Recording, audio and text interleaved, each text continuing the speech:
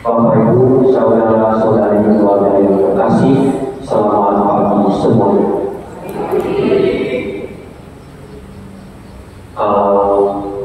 Saat ini mungkin Bapak Ibu melihat banyak bangunan-bangunan yang mangkrak.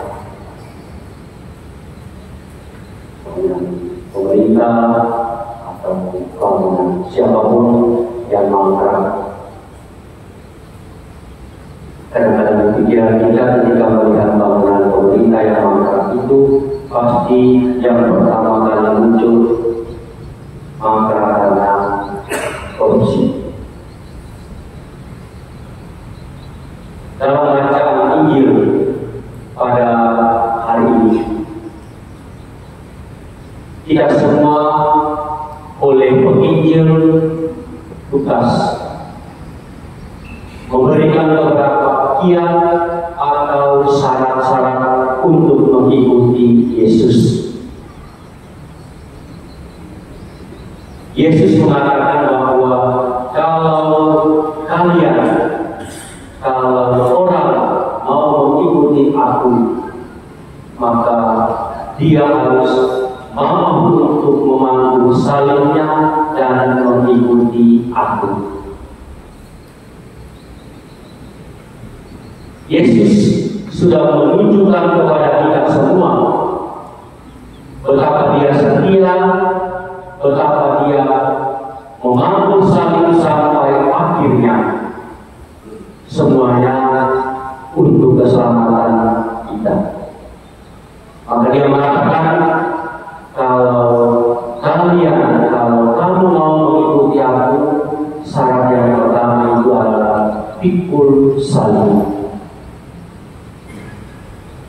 Atau menjadi pengikut Kristus, menjadi orang Katolik itu seumur hidup adalah bagaimana kita belajar untuk memangku salib, untuk mengikuti Yesus.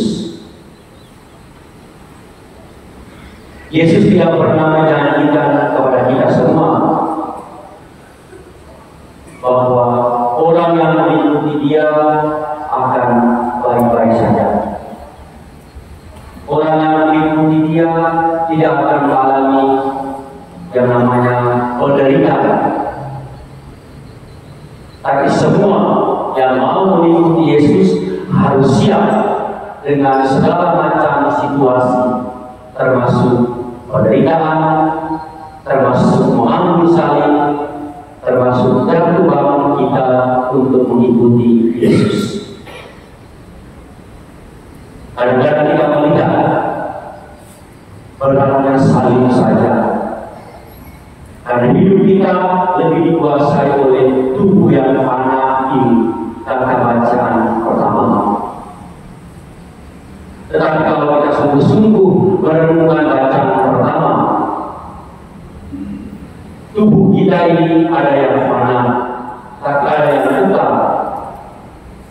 Dan memikul salib bukan soal urusan yang fana ini, bukan soal urusan yang binasa ini, bukan soal urusan yang duniawi ini, tetapi memangku salib adalah soal urusan yang kekal. Karena itu jangan melihat yang fana ini, jangan melihat yang duniawi ini, tetapi lihatlah bahwa ketika kita memutuskan untuk mengikuti Yesus, memangku salib kita, mengikuti Dia, maka sebenarnya kita sudah memikirkan tentang yang kekal, tentang hidup yang akan datang. Itulah sebabnya Yesus bilang, kalau mau mengikuti Aku, hitung-hitung baik-baik. Jangan sampai seperti bangunan yang mangkrak. Sudah mulai, tapi karena tidak ada perhitungan, uang kurang, biaya kurang, maka tidak lanjut untuk pembangunannya. Anda mengikuti Yesus, sekali lagi butuh sebuah keputusan yang pasti, butuh sebuah keputusan yang total. Kalau sudah memutuskan untuk mengikuti Yesus, maka adalah pembukaan tadi harus lahiriah, juga harus batiniah.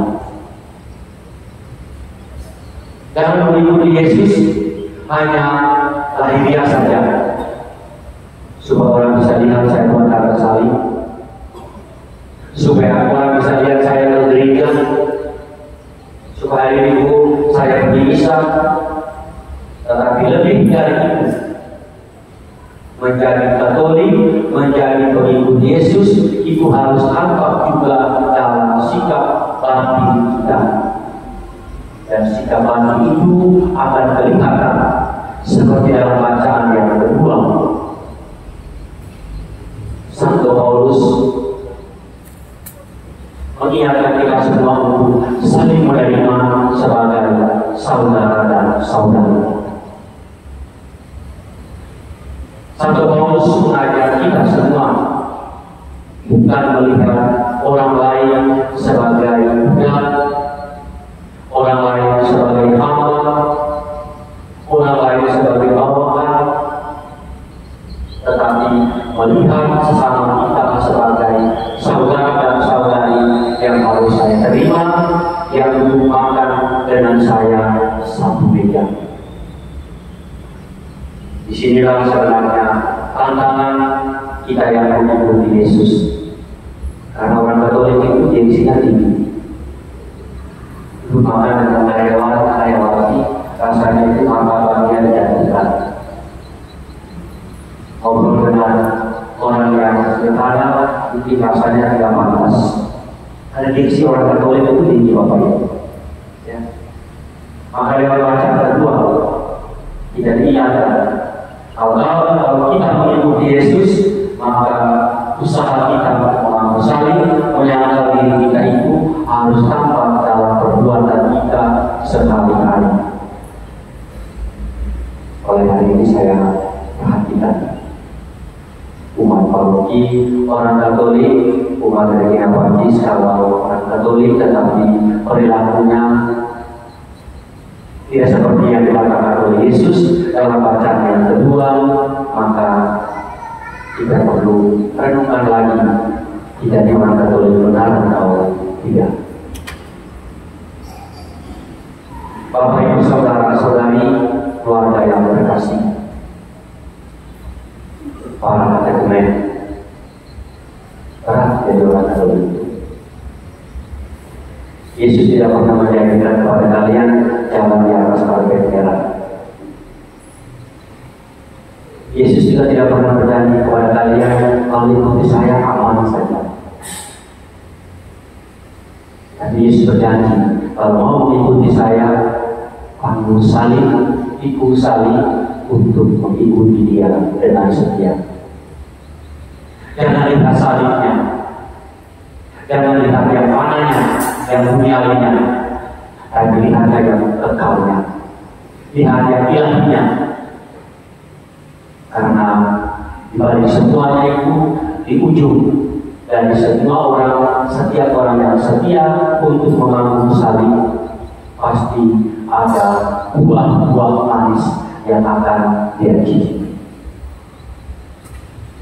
Setiap orang yang setia untuk pikul salib mengikuti Yesus, maka di ujung dari siaran itu dia akan menikmati yang namanya buah yang besar.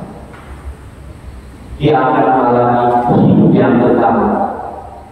Dia akan mengalami yang namanya hidup yang ilahi. Siap pikul salib kalian? Para katekumen jawab. Siap pikul salib? Jangan ragu-ragu. Oke, siap pikul salib? Siap. Semoga kita siap bantu Yesus, bantu diri kita untuk pikul salib. Tuhan memberkati kita sekarang dan selamanya. Amin.